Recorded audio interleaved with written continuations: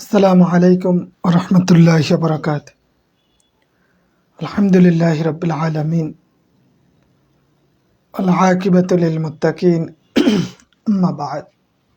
প্রিয় বন্ধুরা, আশা করি সবাই ভালো আছেন।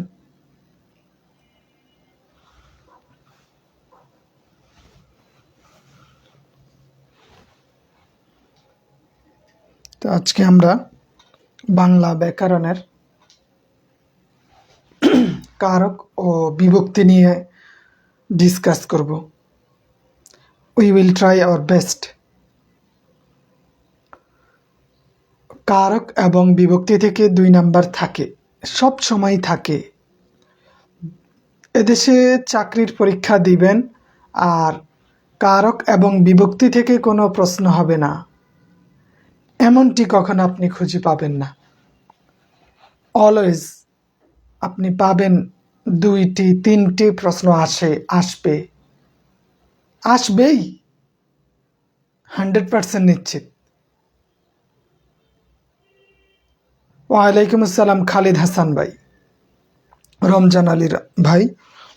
তো কারক এবং বিভক্তির যদি বেসিক জানা না থাকে, if you are unable to know in details,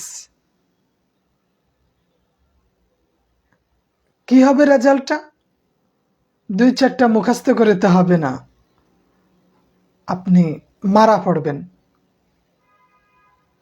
এজন্য আপনাকে you should try to no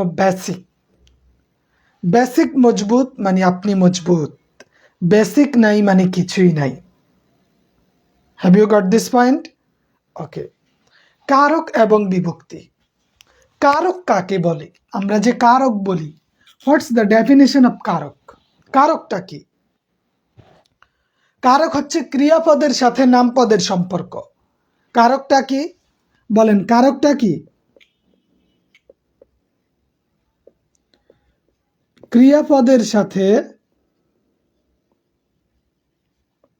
নামপদের সম্পর্ক।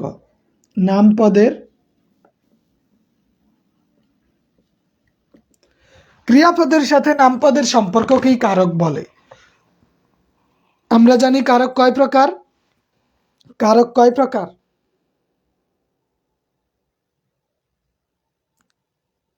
6 প্রকার। কারক 6 প্রকার। কর্তৃ, কর্ম, করণ, সম্প্রদান, অপাদান, অধিকরণ কারক। বাট কেউ বিশেষ করে সম্প্রদান কারকটা এটা বাদ দিতে চেয়েছেন, বা কেউ এটা অন্যটার সাথে নিয়ে নেন। বাট আমরা ইন ডিটেলস 6টা প্রকারেই দেখব, কারকের 6 প্রকারেই দেখব। প্রথমেই আমরা দেখব কর্তৃ কারক। প্রথমেই কোন কারকটা দেখব? কারক 6 প্রকারের এক প্রকারের নাম কি? 1 নাম্বারটা হইল কর্তৃ কারক।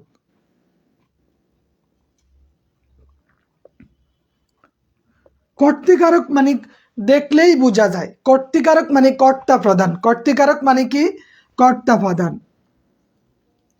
কে অথবা কারা দ্বারা প্রশ্ন করলে যে জবাব পাওয়া যায়, কে অথবা কারা দ্বারা প্রশ্ন করলে যে জবাব পাওয়া যায় তাই কর্তৃকারক। কে অথবা কারা দ্বারা প্রশ্ন। যেমন বললাম ক্রিযুগ্নক কারক, যা ক্রিয়া সম্পাদন করে। কারক অর্থ কি খালিদ হাসান ভাই? কারক অর্থ যা ক্রিয়া সম্পাদন করে। এই জন্য বলে ক্রিয়াপদের সাথে নামপদের সম্পর্ককেই কারক বলে। তো কারক 6 প্রকারের এক প্রকার কর্তৃকারক। এই কর্তৃকারক কে বা কারা দ্বারা প্রশ্ন করলে যে জবাব পাওয়া যায়, কে বা কারা দ্বারা প্রশ্ন করলে যে জবাব মিলে তাই কর্তৃকারক।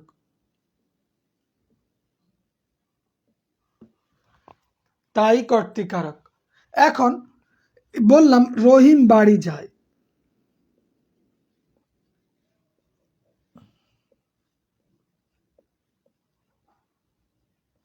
এই যে এখানে রহিম, এই রহিমটা কোন কারক?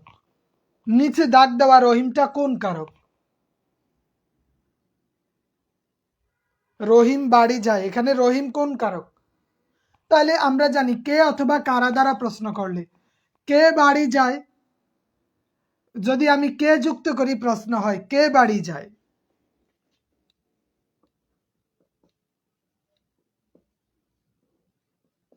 কে বাড়ি যায়, এই প্রশ্নটা করলে যে জবাব আসে, কি জবাব আসে? রহিম।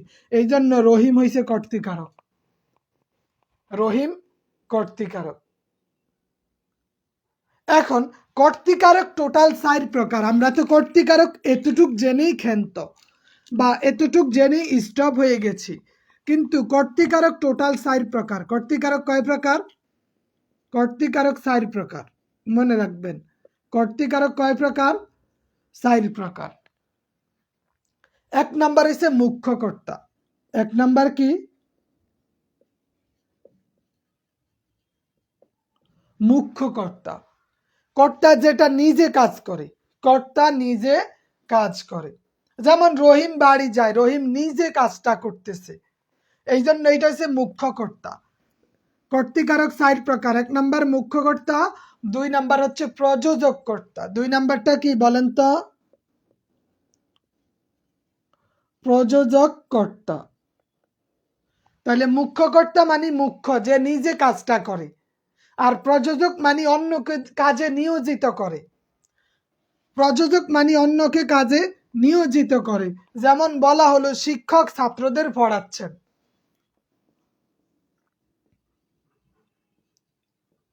শিক্ষক ছাত্রদের পড়াচ্ছেন। তো আমি বললাম শিক্ষক, এই শিক্ষক কি করতেছে? নিজে কাজটা করাইতেছে। কাদের দ্বারা? ছাত্রদের দ্বারা। ছাত্ররা পড়তেছে বাট শিক্ষক কাজটা করাইতেছে। তো এই জন্য শিক্ষক হইছে প্রযোজক কর্তা। শিক্ষক কি কর্তা? প্রযোজক কর্তা। তাইলে কর্তৃকারক 4 প্রকার। মুখ্য কর্তা যে নিজে প্রধান, প্রযোজক কর্তা নিজে অন্যকে কাজে নিয়োজিত করে,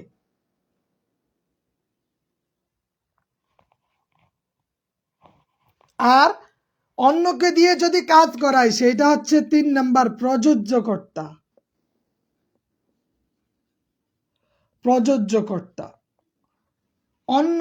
অন্যকে দ্বারা মানে অন্যকে দিয়ে কাজ করায়, অন্যকে কাজে নিয়োজিত করা আর অন্যকে দিয়ে কাজটা করায়। এখন যদি বলে শিক্ষক ছাত্রদের বাংলা পড়াচ্ছেন, শিক্ষক ছাত্রদের বাংলা পড়াচ্ছেন, শিক্ষক ছাত্রদের বাংলা পড়াচ্ছেন, এখানে শিক্ষক হচ্ছে প্রযোজ্য কর্তা। শিক্ষকটা কি? এখানে শিক্ষক হচ্ছে প্রযোজ্য কর্তা।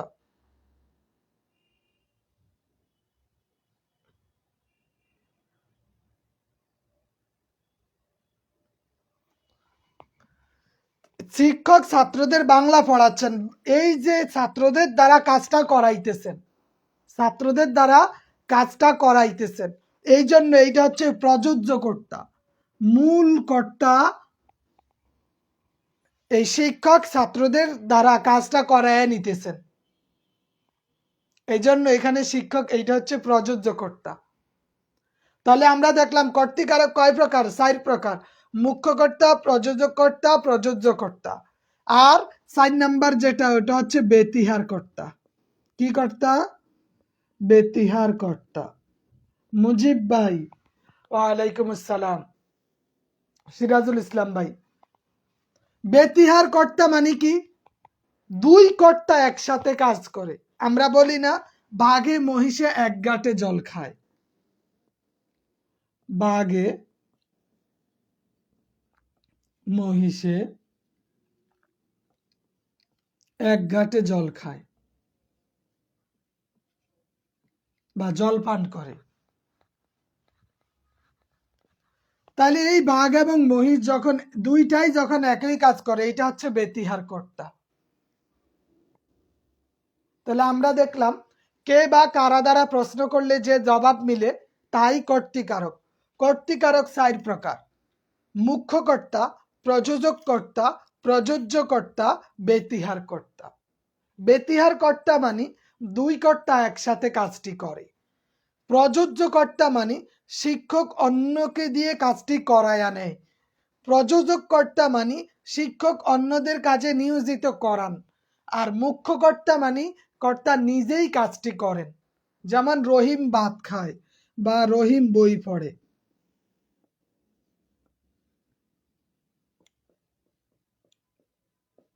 রহিম বই পড়ে।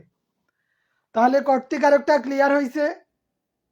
বলেন, কর্তৃকারকটা ক্লিয়ার? কর্মকারকে যেতে পারি?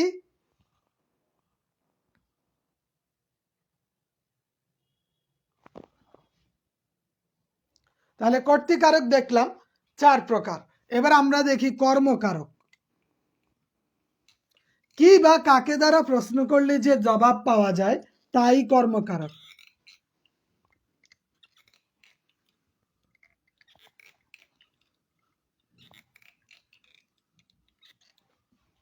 কর্মকারক কি বা কাকে দ্বারা প্রশ্ন করলে, কি অথবা কাকে দ্বারা প্রশ্ন করলে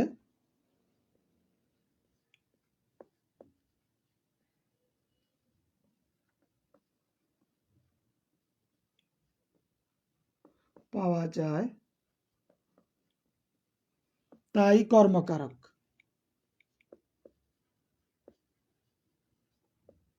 কি বা কাকে দ্বারা প্রশ্ন করলে যে জবাব পাওয়া যায় তাই কর্মকারক। তাই কি? কর্মকারক। তাহলে এখানে কি অথবা কাকে, কি অথবা কাকে। যেমন বাবা আমাকে কলম কিনে দিয়েছেন, বললাম বাবা আমাকে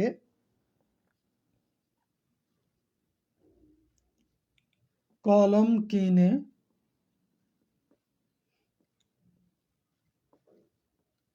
দিয়েছেন। এই যে তাহলে বাবা আমাকে কি কিনে দিয়েছেন? কলম কিনে দিয়েছেন। কাকে কিনে দিয়েছেন? আমাকে। তাহলে আমরা দুইটাই উত্তর পেয়ে গেলাম।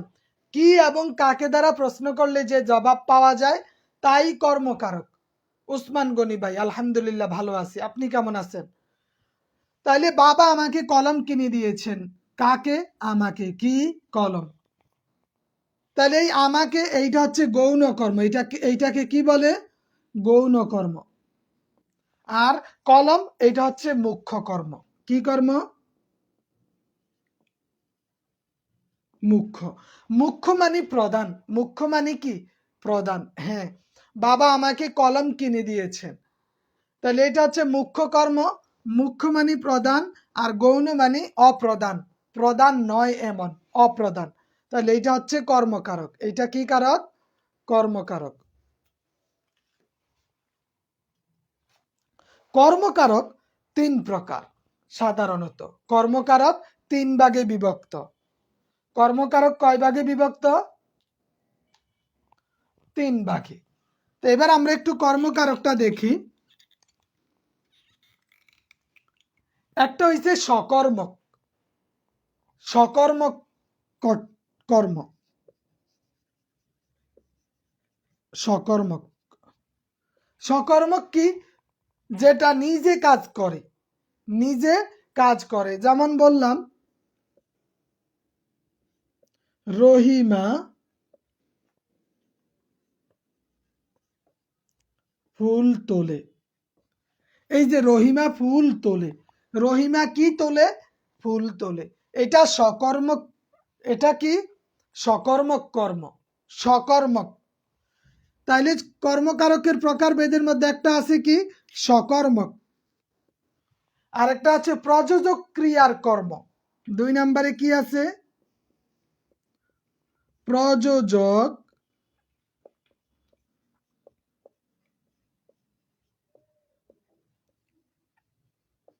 প্রযোজক ক্রিয়ার কর্ম। প্রযোজক ক্রিয়ার কর্ম মানে কি? যেমন ছেলেটিকে বিছানায় শোয়াও।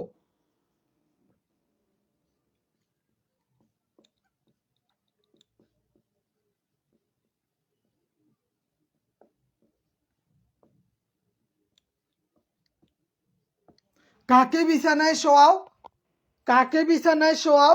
ছেলেটিকে। তাহলে সে কি নিজে করতেছে না আরেকজন করাইতেছে? এখানে আরেকজন দ্বারাই হইতেছে, ছেলেটিকে বিছানায় শোয়াও।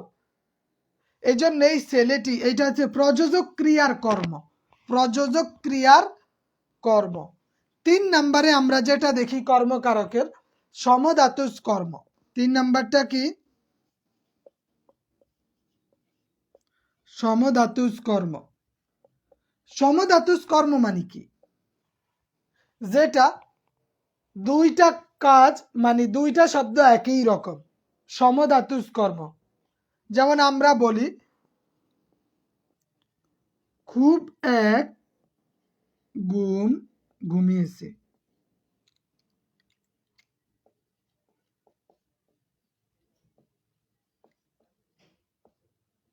খুব এক ঘুম ঘুমিয়েছে, এই যে ঘুম ঘুমিয়েছে, এটা হচ্ছে সমধাতুজ কর্ম।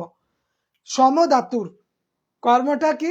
সমধাতুর কর্ম। এটা দেখলেই বুঝে ফেলবেন যে ঘুম ঘুমিয়েছি, খুব এক খাউন খেয়েছি।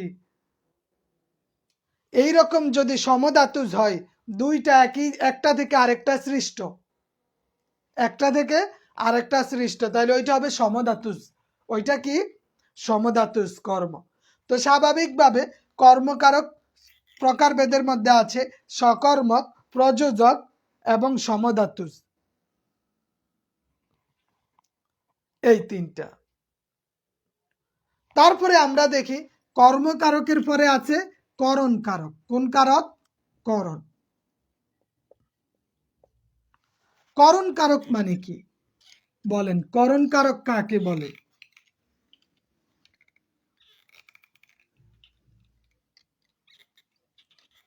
করণ কারক কাকে বলে?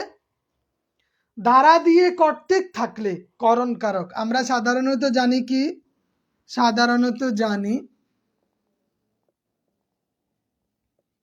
দ্বারা দিয়ে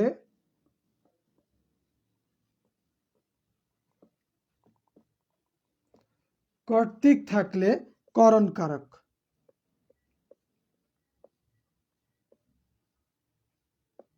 করণ কারক, দ্বারা দিয়া কর্তৃক থাকলে করণ কারক। যদি এমন হয় যে কিসের দ্বারা, কি উপায়ে দিয়ে প্রশ্ন করলে যে উত্তর পাওয়া যায়, কিসের দ্বারা, কি উপায়ে দ্বারা প্রশ্ন করলে যে জবাব মিলে, তাই হলো করণ কারক। তাই কি কারক? যেমন বলে ফুলে ফুলে ঘর ভরেছে,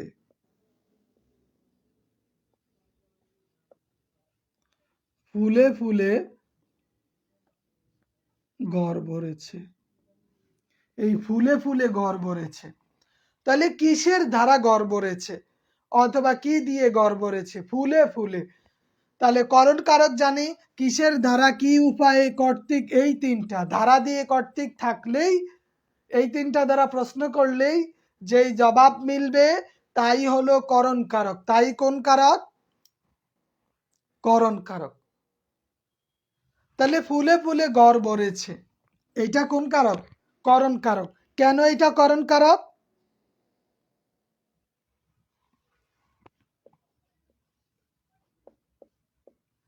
নীরা কলম দিয়ে লেখে,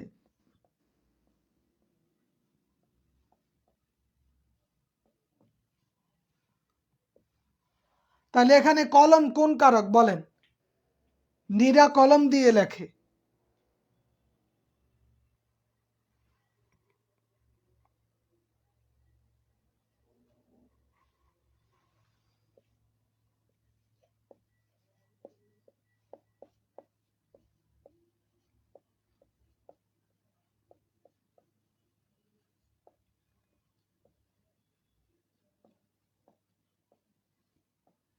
এখানে ভেড়া কোন কারক বলেন? কলম কোন কারক এবং ভেড়া কোন কারক? তাহলে আমরা জানি দ্বারা দিয়ে কর্তৃক দ্বারা প্রশ্ন করলে যে জবাব মিলে তাই কি? করণ কারক। তাই কোন কারক? করণ কারক। তাহলে এগুলা কি, কোন কারকের চিহ্ন বা কোন কারক বুঝায়? এগুলা দ্বারা করণ কারক বুঝায়। কারণ আমরা জানি ধারা দিয়ে কর্তৃক অথবা কিসের ধারা, কি উপায়ে দিয়ে প্রশ্ন করলে যে জবাব মিলে, যে অ্যান্সার মিলে, সেইটাই করণ কারক। সেইটাই কোন কারক? করণ কারক। এই করণ কারকের পর আমরা দেখি সম্প্রদান কারক। আরেকটা 4 নম্বরে কি আছে?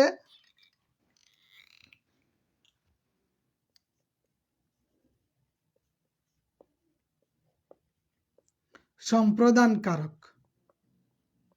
সম্প্রদান কারক আমরা সবাই বুঝি কম বেশ, তাই না?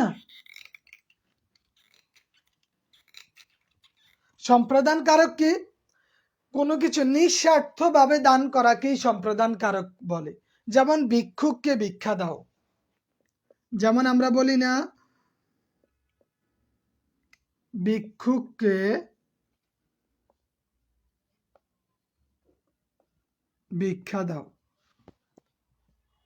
তাহলে এই যে ভিক্ষাটা কি নিঃস্বার্থ না স্বার্থ দ্বারা? তাহলে যদি এমন হয় নিঃস্বার্থে সত্যত্যাগ করে কোনো কিছু দান, সেইটাই সম্প্রদান, সেইটাই কি সম্প্রদান। ভিক্ষুককে ভিক্ষা দাও, কাকে? ভিক্ষুককে। তাহলে নিঃস্বার্থভাবে। কিন্তু যদি বলেন দোফাকে কাপড় দাও,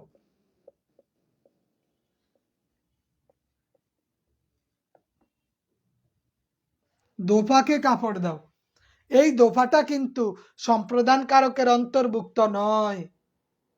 কারণ সম্প্রদান কারক মানেই হলো ফি সাবিলিল্লাহ, আল্লাহ রাস্তায়। কিন্তু দোফাকে কাপড় আমরা আল্লাহ রাস্তায় দেই না, তাকে আমরা দিয়ে দেই না। দোফাকে দিয়ে বলি এটা আপনি ধুয়ে আমাকে আবার ব্যাক করবেন, রিটার্ন করবেন।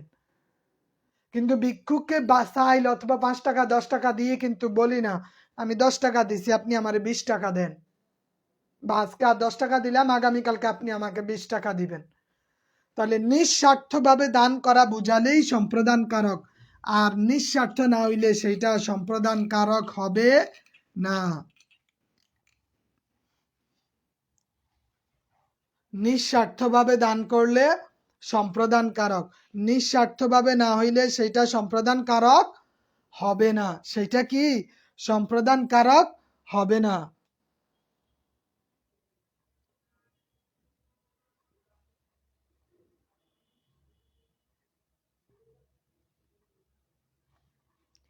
কথা বুঝতে পারছেন? তাহলে আমরা স্বাভাবিকভাবেই জানি নিঃস্বার্থভাবে কোনো কিছু দিয়ে দেওয়াকেই সম্প্রদান কারক বলে। নিঃস্বার্থভাবে না হলে সেইটা সম্প্রদান কারক হবে না, সেইটা হবে অকর্মকারক। সেইটা কোন কারক? সেইটা কর্মকারক হবে। দোফাকে কাপড় দাও, আমরা জানি কর্মকারকের সিম্পটম কি? কি বা কাকে দ্বারা প্রশ্ন করলে যে জবাব পাওয়া যায় তাই কর্মকারক। তাহলে কাকে কাপড় দাও? দোফাকে। এই জন্য দোফাটা কর্মকারক, এটা সম্প্রদান কারক হবে না। ইমরান হুসাইন ভাই, বুঝতে পারছেন? এবার আমরা দেখি অপাদান কারক। সম্প্রদান কারকের পরে কি আছে? সম্প্রদান কারকের পর অপাদান কারক। অপাদান কারক মানে কি? মাইনাস বুঝালেই অপাদান কারক, বিয়োগ বুঝালে অপাদান কারক। বিয়োগ বুঝালে কি? অপাদান কারক। এক কথায় মনে রাখবেন, বিয়োগ মানেই অপাদান কারক। যদি বলে গাছ থেকে পাতা পড়ে,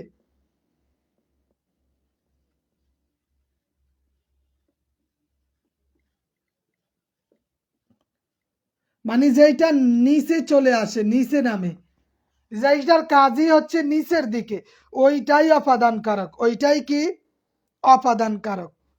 তারপরে বলি না গাড়ি স্টেশন ছাড়ে, গাড়ি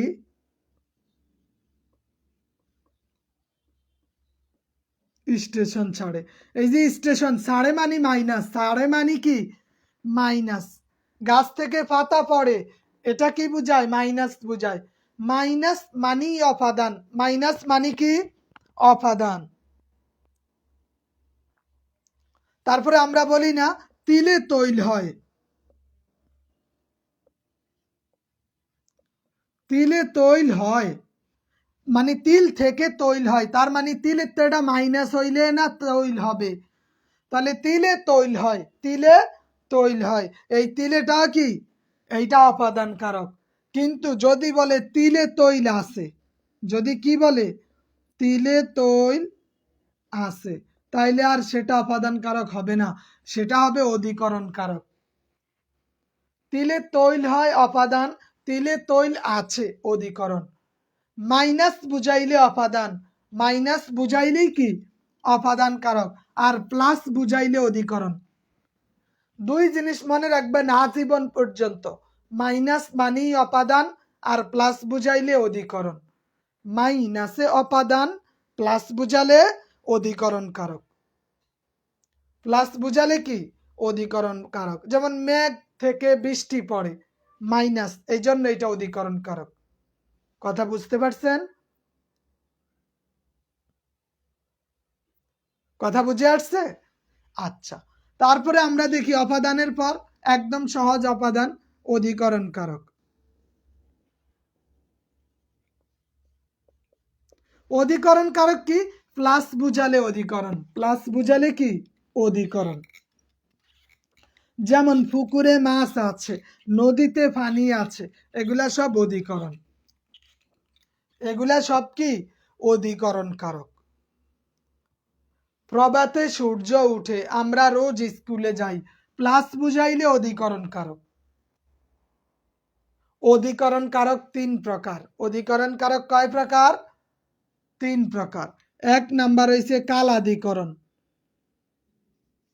এক নম্বরে কি কালাদিকরণ, কাল সময় বুঝায়।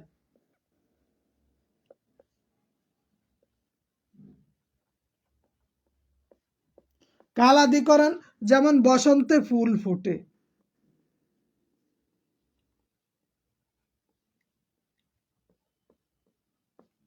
বসন্তে ফুল ফোটে, এটা কাল সময়। বসন্ত একটা কাল, বসন্ত একটা কি কাল। তাহলে যেইটা দ্বারা ক্রিয়ার কাল বোঝায় সেইটাই হচ্ছে কালাদিকরণ, সেইটাই কি কালাদিকরণ। যেমন বর্ষায় বৃষ্টি হয়, কালাদিকরণ। কোন অধিকরণ? কালাদিকরণ। দুই নাম্বারে দেখব আদারাদিকরণ। আদারাদিকরণ দুই নাম্বার। এগুলা থেকে প্রশ্ন হয় স্বাভাবিকভাবে।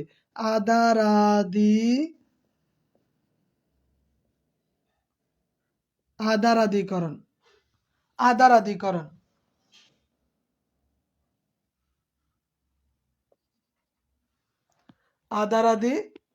আদারাদিকরণ। তাহলে আদারাদিকরণ কি? এই আদারাদিকরণটাই তিন ভাগে বিভক্ত। এইটা তিন প্রকার।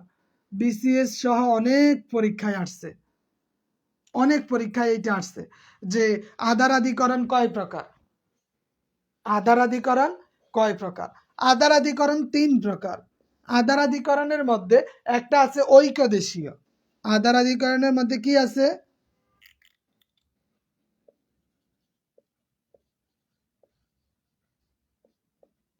ঐকদেশীয়। ঐকদেশীয় মানে যেমন পুকুরে মাছ আছে, কি পুকুরে মাছ আছে, বিশাল একটা জায়গার কোন এক জায়গায় আছে এমন বুঝাইলে। যেমন কি বললাম,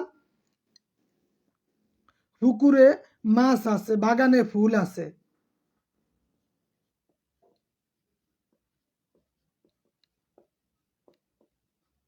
আছে মানি প্লাস, এই জন্য এটা অধিকরণ। আর অধিকরণের মধ্যে পুকুরে মাছ আছে, এটা হচ্ছে ঐকদেশীয়। এটা কি ঐকদেশীয়, মানে পুকুরের কোনো এক স্থানে কি আছে মাছ আছে, এই জন্য পুকুরেটা হচ্ছে ঐকদেশীয়। দুই নাম্বারে ঐকদেশীয়র পরে আছে অভিব্যাপক। ঐকদেশীয়র পরে কি অভিব্যাপক।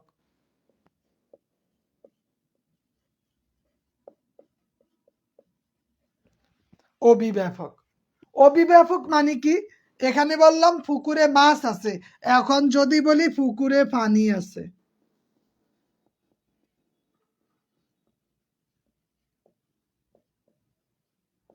পুকুরে পানি আছে, তাহলে পুকুরে মাছ আছে মানে কোনো এক জায়গায় আছে, এই জন্য এটা ঐকদেশীয়। আর অভিব্যাপক মানে এটার ব্যাপকতা বেশি, মানে পুকুরে পানি আছে মানে কি সব জায়গাতেই পানি আছে। পুকুর মানি পানি, পুকুর মানি কি পানি, ওয়াটার, জলাশয় আর কি, যেখানে জল আছে। তাহলে নদীতে পানি আছে, এইটা হচ্ছে অভিব্যাপক। আর নদীতে মাছ আছে, এইটা হচ্ছে ঐকদেশীয়। নদীতে মাছ থাকা আর নদীতে পানি থাকা দুইটা ব্যতিক্রম না? তাহলে একটা হচ্ছে কি ঐকদেশীয় আর একটা অভিব্যাপক। আর তিন নাম্বার হচ্ছে বৈষয়িক। তিন নাম্বারটা কি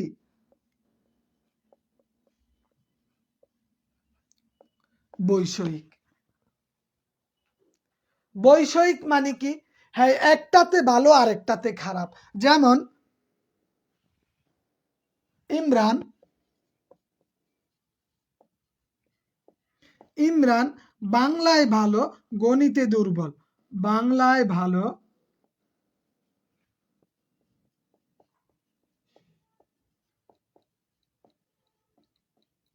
গণিতে খারাপ। তার মানে কি হইল? একটা সাইট আছে আর একটা সাইট নাই, বৈষয়িক বিষয়ের। মুস্তাফিজুর রহমান ভাই, ওয়ালাইকুম আসসালাম। তাহলে একটাতে ভালো আর একটাতে মন্দ, এমন যদি বুঝায় ওইটা হচ্ছে বৈষয়িক। ওইটা কি? বৈষয়িক। আর আমরা এই যে 2 নাম্বারটা না পড়লাম এতক্ষণ, এবার 3 নাম্বারটা দেখি। আমাদের 3 নাম্বার, ওইটা কি? ভাবাদিকরণ। 3 নাম্বারে কি আছে?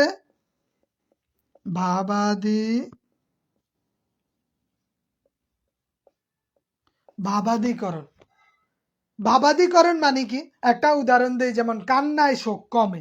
ভাবাদিকরণ মানে কান্নায় শোক কমে, কোনো কিছুর অভিব্যক্তি প্রকাশ করা আর কি।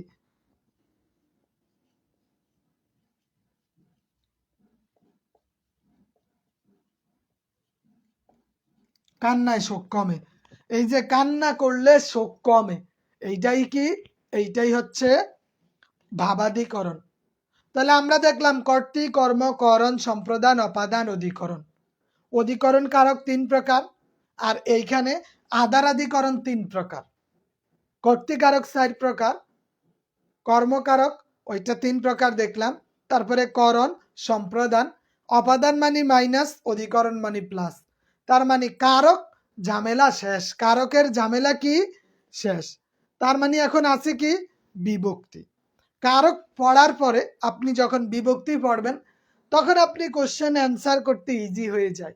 কারক এবং বিভক্তি একসাথেই আপনি নির্ণয় করতে পারেন।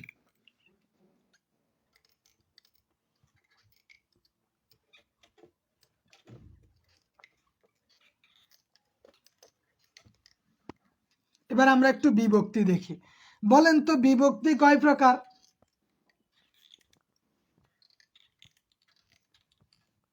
বিভক্তি কয় প্রকার? শব্দের শেষে বর্ণ সমষ্টি যুক্ত হওয়ার নামেই কি?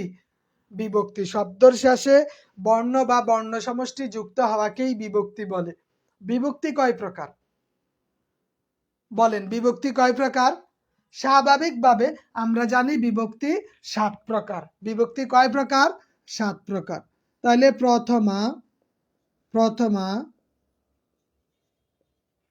দ্বিতীয়া,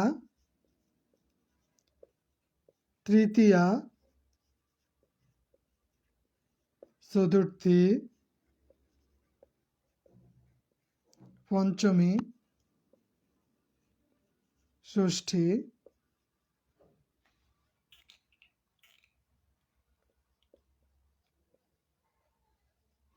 সপ্তমী।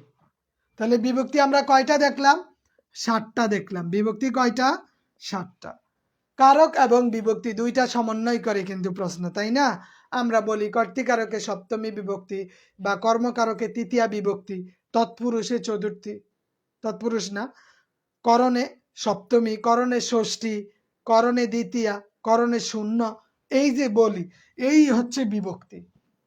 প্রথমা কোনটা? প্রথমার আরেক নাম শূন্য বিভক্তি। প্রথমার আরেক নাম কি?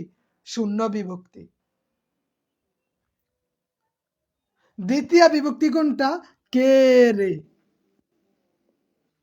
কে রে শব্দের শেষে যদি কে রে থাকে, তাহলে এইটা হবে দ্বিতীয় বিভক্তি।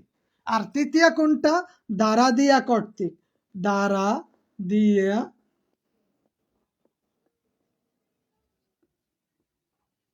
কর্তৃক, এগুলা থাকলে তৃতীয় বিভক্তি। চতুর্থী কোনটা? কে রে জন্য। কে রে জন্য, এটা হচ্ছে চতুর্থী বিভক্তি। তাহলে আমরা দেখলাম দ্বিতীয় এবং চতুর্থী একই রকম। দ্বিতীয় এবং চতুর্থী একই রকম। এইখানে দুইটা জিনিস আপনাকে জানতে হবে। কর্মকারক কখনো চতুর্থ বিভক্তি হয় না।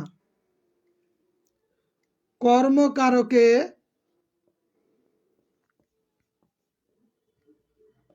চতুর্থী বিভক্তি হয় না। কর্মকারকে চতুর্থী বিভক্তি হয় না, আর সম্প্রদান কারকে দ্বিতীয় বিভক্তি হয় না।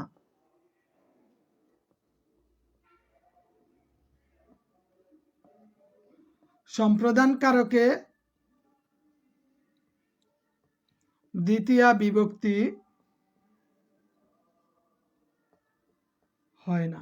এই দুইটা জিনিস আপনাকে অবশ্যই খেয়াল রাখতে হবে, যে কর্মকারকে চতুর্থী হয় না, কর্মকারক হয় দ্বিতীয় বিভক্তি, আর সম্প্রদান কারকে দ্বিতীয় বিভক্তি হয় না, সম্প্রদান কারকে হয় চতুর্থী বিভক্তি। সম্প্রদান কারকে দ্বিতীয় হয় না, চতুর্থী হয়, আর কর্মকারকে চতুর্থী হয় না, দ্বিতীয় হয়। এইটা অবশ্যই আপনার মাথায় রাখতে হবে। ক্লাস মানে এমন কিছু কথা, এমন কিছু তথ্য পাবেন যেটা আপনার অজানা, অথবা যেটা আপনার জেহানে নাই, স্মরণে নাই। ক্লাস মানে এটা যে অনেক কিছু জানেন, বাট ক্লাসটা করার কারণে আরো সহজ হয়ে গেল। অনেক কিছু জানেন না, ক্লাসটা করার কারণে জানা হয়ে গেল। তো এই জন্য আমরা ক্লাস করি। বইতে তো সবই দেওয়া আছে, কিন্তু সময়ের কারণে হোক বা অবহেলার কারণে হোক আমরা পড়ি না, আমরা দেখি না। এই জন্যই আমাদের ক্লাসে অ্যাটেন্ড করাটা জরুরি হয়ে দাঁড়ায়। আর পঞ্চমী বিভক্তি কি? হতে, থেকে, সে, এগুলা থাকলে পঞ্চমী বিভক্তি। ষষ্ঠী বিভক্তি কি?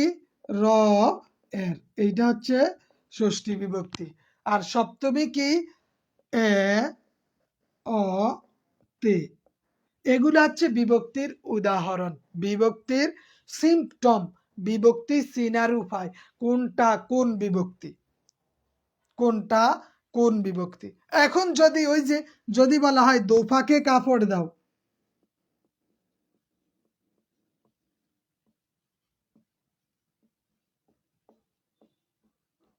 দোফাকে কাপড় দাও, এই যে এখানে কে আছে, কি আছে? কে। এখানেও কে আছে, এখানেও কে আছে, দ্বিতীয়তেও কে, চতুর্থীতেও কে। এখন এই যে দোফাকে, এইটা কোন কারকে কোন বিভক্তি বলেন?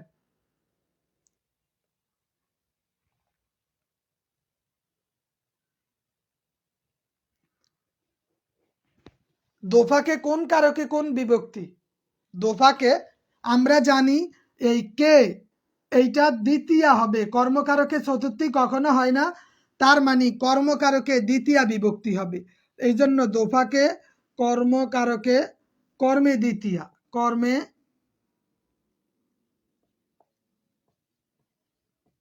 দ্বিতীয়া। বুঝতে পারছেন? এখানে এই যে দ্বিতীয় এবং চতুর্থীর যে আমাদের সমস্যাটা, এই সমস্যা এখন আর থাকবে না। কারণ আমরা জানি কর্মকারকে সবসময় দ্বিতীয় বিভক্তি হয়, চতুর্থী হয় না, আর সম্প্রদান কারকে সবসময় চতুর্থী হয়, দ্বিতীয় হয় না। এইটা আমাদের জানা আছে। এখন যদি বলা হয় দরিদ্রকে দান করো, যেমন একটা প্রশ্ন করলো, দরিদ্রকে দান করো, তা আমরা জানি এটা সম্প্রদান কারক, আমরা জানি কি এইটা সম্প্রদান কারক। তো সম্প্রদান কারকে দ্বিতীয় বিভক্তি হয় না, তার মানে সম্প্রদান কারকে চতুর্থ বিভক্তি। তো এই জন্য এইটা হবে সম্প্রদানে চতুর্থী, সম্প্রদানে চতুর্থী। কথা ক্লিয়ার?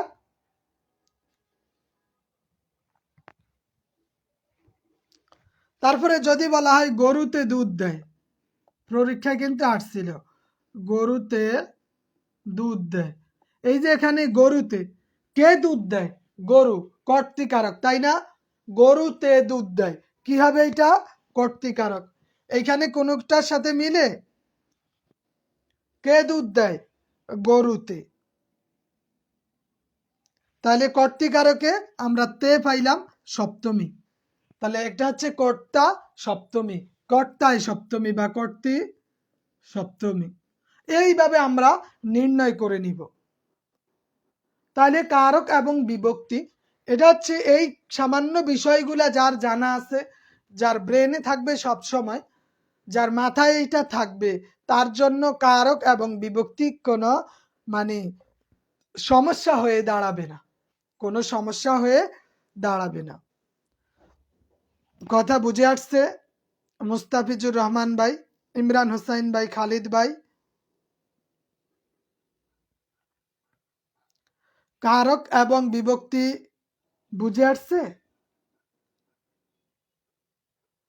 একটু নিশ্চিত করেন।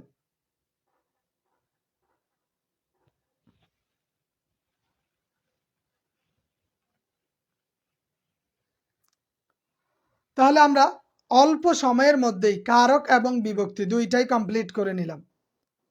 এখন আপনার কাজই হলো একটু দেখা, একটু একটু এটা নিয়ে আরেকটু স্টাডি করা, তাহলে বিষয়টা আরো ইজি হয়ে যাবে। অনেক দিনের স্টাডি গ্যাপ হওয়াতে ব্রেনে হয়তো কখনো কখনো কোনো কিছু মানে নিতে চায় না, এটা ফেলে দিতে চায়। বাট আপনি যদি একটু চেষ্টা করেন, একটু দেখেন, তাহলে দেখবেন আপনার কাছে কারক এবং বিভক্তি একদম সহজ হয়ে যাবে। আর এটাতে কোনো ভুল হবে না, মানে কোনো রকম ভুল ছাড়াই। আমার দেশের বাড়ি চাঁদপুর, রমজান আলী রাজু ভাই, রমজান আলী ভাই। তাহলে কারক এবং বিভক্তির আপনার ভুল হওয়ার সম্ভাবনা 0%-এ চলে আসবে। এই জন্য you should try to your best. আপনি আপনার সর্বোচ্চটা করেন, ইনশাল্লাহ আপনার জন্য সহজ হয়ে ধরা দিবে। একটু নিয়মিত স্টাডি করেন, অধ্যায়গুলা ভালোভাবে একটু পড়েন, সময় দেন, পরীক্ষা দেন, ক্লাস টেস্টগুলা দেন, মডেল টেস্ট দেন, ইনশাল্লাহ ভালো কিছু অপেক্ষা করতেছে। ধন্যবাদ সবাইকে। আসসালামু আলাইকুম ওয়া রাহমাতুল্লাহ।